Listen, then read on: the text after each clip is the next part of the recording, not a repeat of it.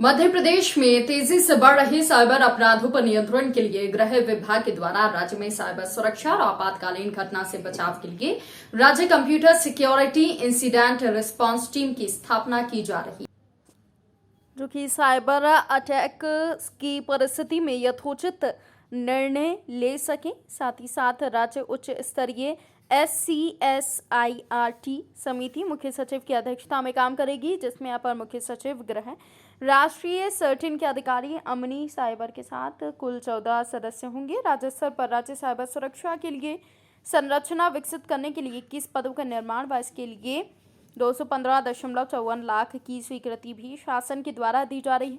मध्य प्रदेश में कोरोना के मामले में एक नया प्रकरण सामने आया है। 2 लोग ठीक हुए हैं, अपने घरों की ओर लौट गए हैं। प्रदेश में अब कुल 6 एक्टिव केस हैं, जबकि 1350 सैंपल लिए गए हैं। दिग्विजय सिंह पर FIR के मामले पर कहा कि ऐसा नहीं बोलना चाहिए कि कभी भी न्यायालय को हस्तक्षेप करना पड़े। जब वो बोलते हैं विभाजन करने वाली बात ही बोलते हैं, ऐसा नहीं बोलना चाहिए जिससे किसी के मन को ठेस लगे। एक और मध्य प्रदेश सरकार लव जिहाद के खिलाफ कठोर कानून बनाने की तैयारी कर रही है, तो वहीं नेता प्रतिपक्ष डॉक्टर गोविंद सिंह ने कहा है कि लव जिहाद फर्जी मामले बनाए जा रहे हैं, ऐसा कुछ नहीं होता। इस पर कहा कि स्वाभाविक रूप से उनको फर्जी लगेगा, क्योंकि अप्रत्यक्ष रूप से कांग्रेस एंड पार्टी जो है वो इन चीज़ों का समर्थन करती है। आप जैसे जहां कांग्रेस की पार्टी की सरकार है, वहां जैसी चीज़ें ज़्यादा सामने आती हैं। राहुल गांधी के साथ शास्त्रार्थ करने के मामले पर कहा कि मध्य प्रदेश कांग्रेस के ये जो जैक एंड जिल हैं, राहुल बाबा को हिल से गिरा कर ही मानेंगे।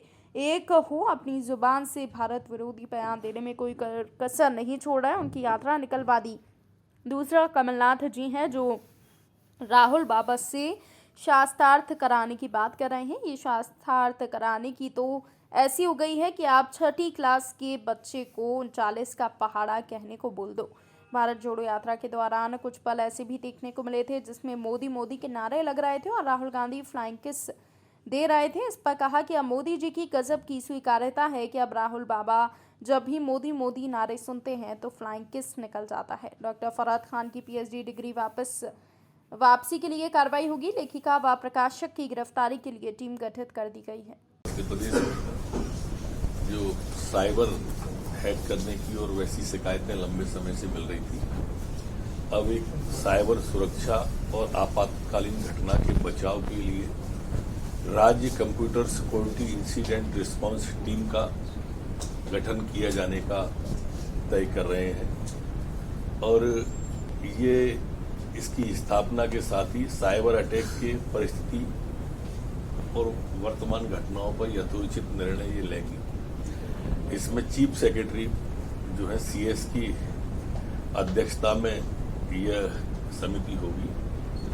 इसमें ACS होम, राष्ट्रीय सर्टिन के अधिकारी, अमीन साइबर के ऐसे कुल 14 सदस्य इसमें रहेंगे।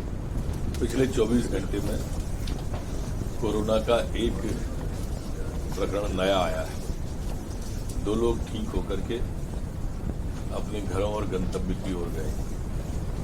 संपूर्ण प्रदेश में 6 एक्टिव केस वर्तमान में हैं। जो पिछले 24 घंटे में सैंपल कलेक्शन हुआ वो 1350 लोगों का सैंपल कलेक्शन हुआ है। मध्य प्रदेश कांग्रेस के जैक एंड जिल राहुल बाबा को हिल से गिराकर ही मानेंगे। ये अपनी जुबान से भारत विरोधी बयान देने में एक तो कोई कसर नहीं छोड़ रहे थे, जिनने इनकी यात्रा निकलवा दी, और एक कमलनाथ जी हैं जो बाबा को शास्त्रार्थ कह रहे हैं। इससे आप दोनों के भाव को समझ लें।